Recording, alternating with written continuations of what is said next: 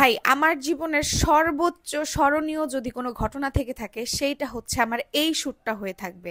মানে এইরকম শ্যুট আমি কেন, আমার বাপ দাদা 14 গোষ্ঠীতেও কেউ কোনোদিন করে নাই। একটা কাজের আগে তুমি কয়টা বিপদে পড়তে পারো? 3টা 4টা? ভাই আমি হাজার হাজার বিপদে পড়ছি, ইভেন শুধু শুটে না, শুটের আগের দিন পর্যন্ত। মানে কি কি যে হয়েছে আমার সাথে তোমরা এই ভিডিও দেখলেই বুঝতে পারবা। আমাদের এই শ্যুটটা করার কথা ছিল আরো মনে হয় 5 থেকে 6 দিন আগে। শুটের ডেট চেঞ্জ হয়েছে কেন জানেন? আমার কারণে। কারণ শুটের আগে আমি অ্যাক্সিডেন্ট করছি, অনেক বাজে পরিমাণ অ্যাক্সিডেন্ট করছিলাম, যার জন্য আমার শুটটার টাইম চেঞ্জ করতে হয়। এবং এই শুটটার টাইম চেঞ্জ করতে গিয়ে এই যে যে ড্রেসটা দেখতেছেন এইটা প্রায় রিটার্ন হয়ে যাওয়ার মতন অবস্থা। পরে আমি অনেক কিছু বলে তারপর ড্রেসটা আবার নিয়ে আসছি। তো এরপরে যথারীতি শুটের দিন সকালবেলা হচ্ছে গিয়ে আমি রওনা দিয়ে দিলাম। আর আমার আজকে শুট ছিল হচ্ছে সিংগাইরে, মোটামুটি বেশ ভালোই দূর আমাদের বাসার থেকে। তো যাই হোক, এরপরে আমি 1 ঘন্টা লেট করে পৌঁছে গেলাম আপুর এখানে। আর এখানে আপু আর আমি ড্রেসটা নিয়ে অনেক মজা করতেছিলাম। ও গাইস, বিপদ তো শেষই হয় নাই, হা হা হা। দেখো দেখো, শুটের আগের দিন ওই যে আমার গলা কাটা, প্লাস তার আগের দিন আমার ঠোঁট কেটে গেছে। যাই হোক, এরপরে হচ্ছে গিয়ে এখানে আমি আমার লেন্সটা পরে নিচ্ছিলাম। লেন্সটা প্রথমে পরার সময় আমার একটুও প্রবলেম হয় নাই, বাট লেন্সটা পরার কিছুক্ষণ পর থেকে আমার চোখে এত পরিমাণে সমস্যা হচ্ছিল লেন্সের জন্য, যা বলার বাইরে। আর মাশাল্লাহ মাশাল্লাহ, ওই দিন কিন্তু কারেন্টটাও ছিল না গাইস। কারেন্ট এমন না যে 2-1 ঘন্টা পরে আসবে, এই কারেন্টটা একদম 8টায় গিয়েছে আর আসবে একদম বিকেল 5টায়। যাই হোক, আর কি করার, ভরাক্রান্ত মন নিয়ে আমি আমার ড্রেসটা পরে ফেললাম। যদিও আমরা জানি যে হেয়ার আজকে কোনোভাবেই কিছু করা হবে না, কারণ যেহেতু কারেন্ট নাই। আর আইপিএস এ শুধু হচ্ছে গিয়ে একটা ফ্যান আর হচ্ছে একটা লাইট চলতেছিল। তো এইদিকে কোনো রকমে আমার মেকআপটা শেষ করা হয় খুবই কষ্টে।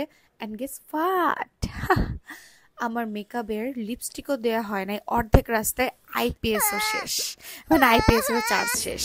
কারেন্ট গেছে তো গেছে, আইপিএস এর চার্জও শেষ, এখনো চুল কিচ্ছু করা হয় নাই। রিয়াপু, তোমার কেমন লাগছে? আমাকে অন্ধকারে দেখাই যাচ্ছে না। ওহ, তার মধ্যে তোমাদেরকে একটা কথা বলি। তোমরা জানো যে আমি শুট টুট করি, আমার চুল অনেক বেশি ড্যামেজ হয়, কিন্তু বর্তমানে আমি স্কিনোর এই ক্যারাটিন শ্যাম্পুটা ইউজ করতেছি, যেটা 100 জোস একটা শ্যাম্পু। আর এটাতে কিন্তু তোমার চুল অনেক বেশি রিপেয়ার হবে, হেলদি হবে। তোমরা চাইলে ট্রাই করতে পারো। তো যাই হোক, এরপরে এই তো এখানে কারেন্ট যাওয়ার পরে ফ্ল্যাশ লাইট অন করে করে আমার হচ্ছে গিয়ে মেকআপ করা হচ্ছিল। দেখো মাশাআল্লাহ, আমার চোখটা কি পরিমাণ যে সুন্দর হয়েছিল, অনেক। এরপরে ওই অবস্থাতেই, মানে হাফ মেকআপ ডান অবস্থাতেই আমরা বের হয়ে যাই মধুর আড্ডার উদ্দেশ্যে। কারণ মধুর আড্ডাতে গিয়ে আমরা আমাদের বাকি হেয়ারটা করব। তাই জীবনে আর কত কিছু করতে হবে বলো, মানে যা খুশি তাই এই শ্যুটটা একদম। তো যাই হোক, এরপরে আমরা রাস্তা থেকে কিছু ফুল কিনে নিলাম আমার খোপায় দেওয়ার জন্য। ভাই বিশ্বাস করে, আমার এত পরিমাণে উইয়ার্ড লাগতেছিল, আশেপাশের মানুষ তাকাই ছিল, মানে এই জটা পাগল্লি কে কে জটা পাগল্লি।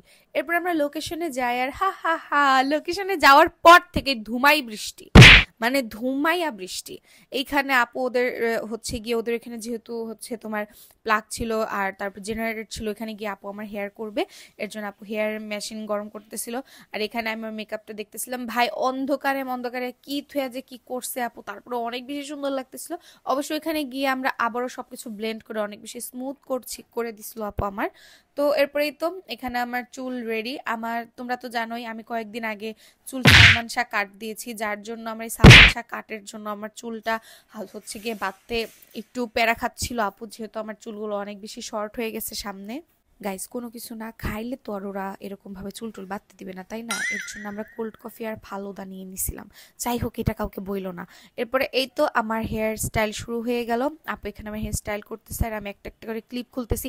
আর হ্যাঁ, এখন অনেকে আসবে মুখ দিয়ে ক্লিপ খোলে। ভাই আমার হাতে ফেক নেল পরা, যার জন্য আমি হাত দিয়ে খুলতে পারতেছি না, এর জন্য আমি মুখ দিয়ে টেনে টেনে একটা করে ক্লিপ খুলতেছি। এদিকে আমার চুল বাঁধতেছে আর আশেপাশে সবাই তাকায় আছে। ভাই কি পরিমাণ যে লজ্জায় পড়ছিলাম আমি।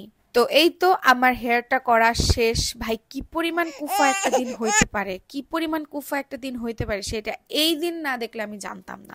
মানুষের সাথে খারাপ হয় ঠিক আছে, বাধা পড়ে ঠিক আছে, এত খারাপ হয়, এত বাধা পড়ে আমার জানা ছিল না। তো যাই হোক, এই তো তোমাদের গজমতি ভানু রেডি। তোমাদের গজমতি ভানুকে কেমন লাগছে তোমরা জানিও।